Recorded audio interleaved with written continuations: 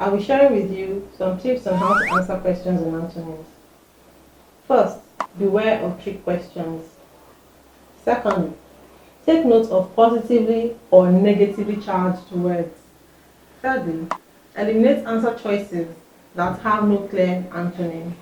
And lastly, use your knowledge of foreign languages. Now, you might encounter tricky questions. Now, beware of such questions. You might also have answer choices that are very similar, meant to mislead you. For example, you have the word restive. You've been asked to find the best antonym or the antonym for the word restive. Restive, it has the following options: A, patient; B, rigorous; C, deceptive; and D, active.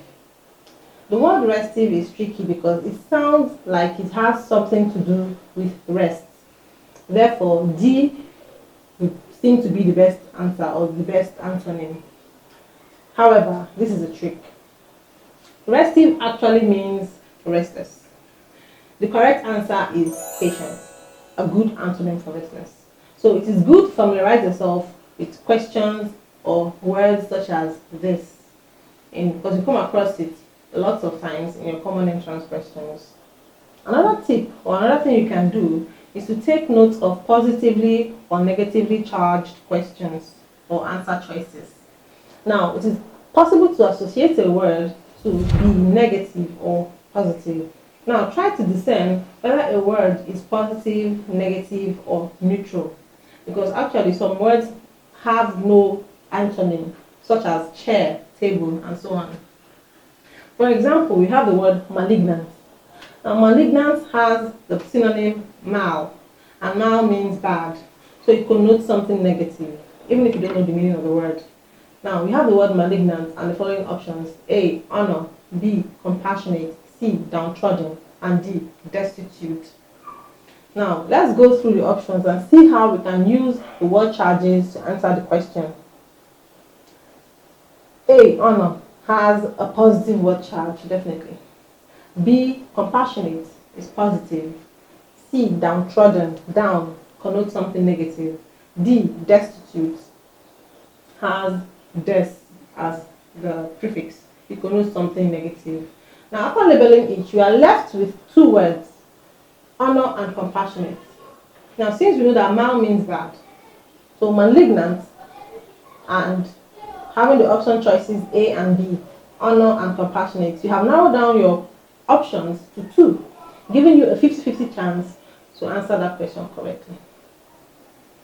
Number 3, another thing you can do is to eliminate choices that have no clear antonym. This technique works on antonym questions better. So this is a great technique for answering questions on antonyms. Now consider the word rounded or state. Neither of these words have a clear antonym, while almost every word has a synonym. Remember, not all words have antonyms. Next, eliminate answer choices that are close synonyms to the given word. Spotting synonyms within the answer choices can be very valuable to you in answering questions because it narrows down your viable answer choices. If two answers have very similar meanings, then the correct answer is too ambiguous. Therefore, it is possible for you to eliminate these choices. But remember, there is a present or there is a choice. There is an answer choice that is correct. Next, use your knowledge of Romance languages. Now, remember that roots are similar in several languages. For example, the Spanish word malo means bad. This is common. This is a common root for many negatively charged words. For example, we have maligned, malignant, malapropism, malediction, malevolent, and so on. In addition, the Spanish word bueno means good. This is a common root word for positively charged words. We also have examples of bueno as good, such as benediction, benevolent, beneficial, and benefactor. But be careful. Sometimes questions will try to trick you by including root words that belie their true meaning.